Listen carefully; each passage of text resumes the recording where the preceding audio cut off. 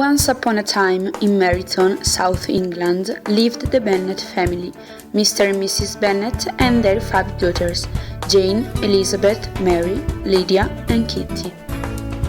When Mrs. Bennet finds out that Netherfield Hall is rented to a young single man with a large fortune, she is determined that one of her 5 daughters will marry him.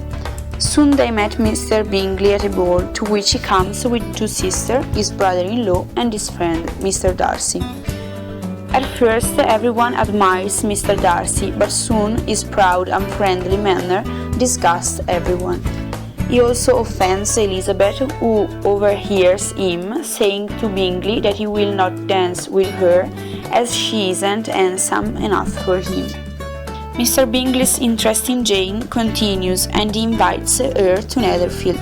When Jane is about to leave, she asks her mother the permission to take the carriage, but Mrs. Bennet tells her to go by horse since it's about to rain, and she wants her to stay some days at Netherfield.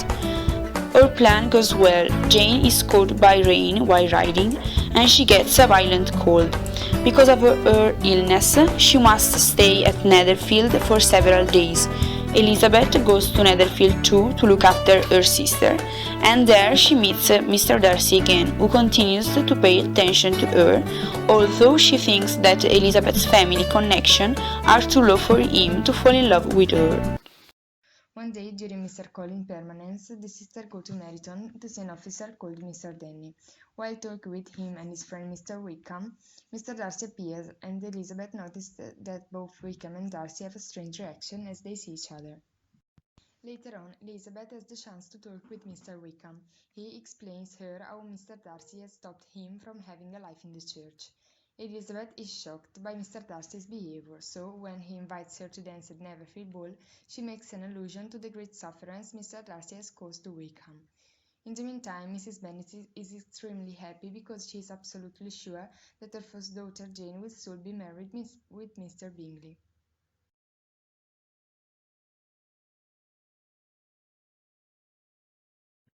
Mr. Collins makes his silly marriage proposal, which nearly makes Elizabeth laugh. However, she lets him finish and then tells him that although he is honored, she will not marry him. Because of her refusal, Mrs. Bennet becomes quite angry. Mr. Collins wastes no time and goes to the Lucases, intimate friend of the Bennet family, and asks Charlotte, aged 27, to marry him. She accepts immediately.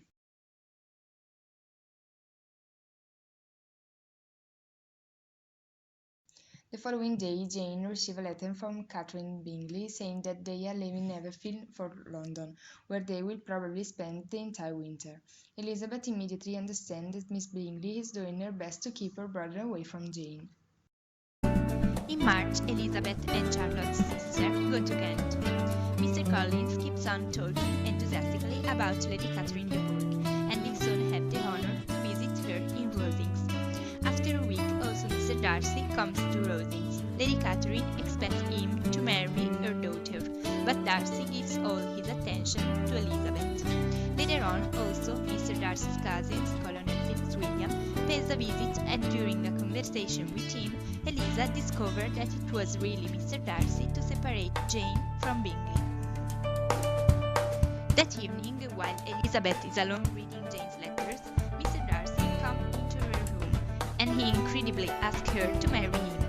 This is, however, a very strange marriage proposal, because he tells her that although she has a dignified family, poor connections, and a lack of wealth, he can simply not resist her. Elizabeth, shocked, absolutely refuses his proposal. The following day, he writes her a letter in which he explains his personal dislike for Mr. Wickham and why he has tried to keep Mr. Bingley away from Jane. Elizabeth starts to understand his reasons and feels extremely ashamed of herself and her prejudice. That summer, Elizabeth was going to go to the lakes with her husband, but her aunt suddenly changed her mind and decided to visit a local town near Mr. Darcy's estate in London. Unexpectedly, while Elizabeth is walking in the garden, she encounters Mr. Darcy, and they both get extremely embarrassed. However, Darcy is very kind with her and also asks of her family. He also asks her if he could introduce her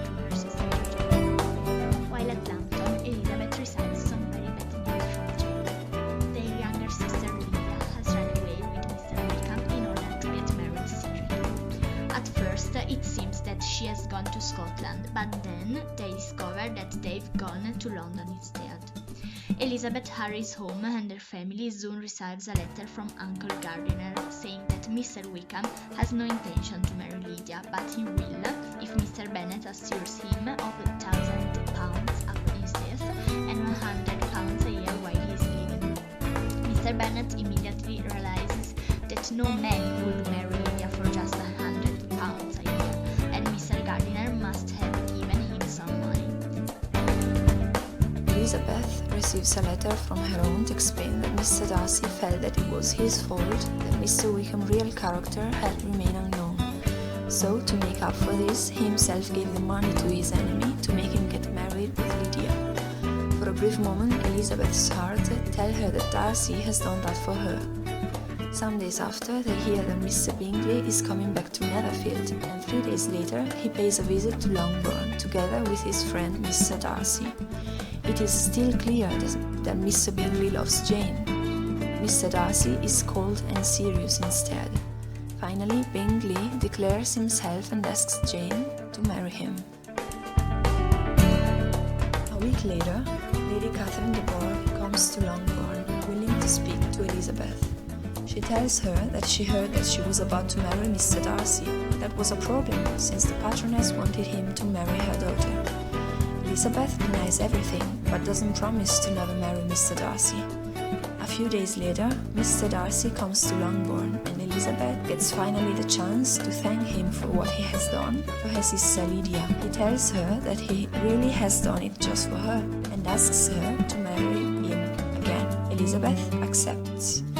In conclusion, Jane becomes Mr. Bingley's wife, and Elizabeth marries Mr. Darcy. The couple often receives Mr. and Mrs. Gardiner because it's just thanks to them that Pride and Prejudice have finally been defeated.